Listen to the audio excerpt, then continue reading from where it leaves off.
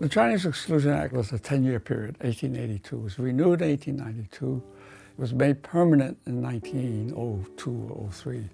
And the enforcement of it shifted from the courts to the Immigration Service, mainly because the Chinese were evading and getting through the courts. Some states try to say 14th Amendment applies to everybody except the Chinese. Now the Supreme Court, in its conservatism, said, wait a minute, when you drive people underground and there's no justice in the Justice Department and there's no economic future, the communities closing on themselves, and the criminal element, they take over. A Chinese seeking justice, or let's say there's this dispute on the laundry buying and so on, you couldn't go to the courts. So there's emerges the things like the CCBA, arbitration, where you could hash out things, and the provision of stuff that's illegal, gambling and drugs.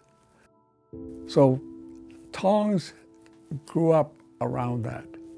Now, some of them had origins in the Chinese Revolution. They were the anti-Qing organizations, the so-called Chinese Masons.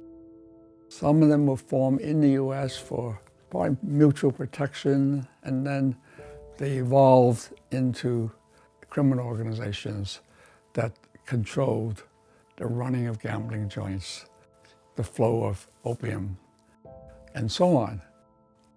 There were lots of probably competition for power, and the big ones were between the Merchants Association, Online, and Hip Sing. It wasn't settled until the 30s when essentially they divided the country. So Hip Sing is mainly west of Chicago, and Online was east of Chicago. They're both now quite defunct.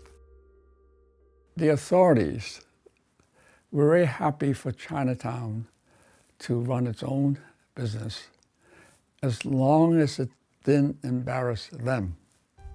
So please, no killings in public. And for gambling, you have to understand we have to raid you from time to time. So we'll let you know when we're coming, but don't let any white folks into your gambling joints. And don't entice any white women into opium dens. As long as you did that, you can do whatever the hell you want. Sunday was the day that the Chinese in the region could come together and mingle. You have to have your rice and pickled vegetables and salted eggs and whatever, and you have to go to Chinatown for that. At some point, a Hip Sing person was shot by an Online, and there was at least high enough official in the Hip Sing to merit a very elaborate funeral. So the police and the Immigration Service picked that day when all the laundrymen from the 500 plus laundries and more, maybe from as far away as Springfield and Fall River, came into Boston to arrest every Chinese on site who did not have a paper. So there were probably thousands of Chinese on that Sunday in Boston. It was the Immigration Service wanting to crack down on illegal immigrants, and they picked the day when there was a funeral. They arrested 300. These are the ones who could not produce papers. Either they didn't bring them, all right. It was a chaotic scene. They had paddy wagons lined up, and they were just rounding everybody up. Of the 300 that were arrested, eventually 40 were deported.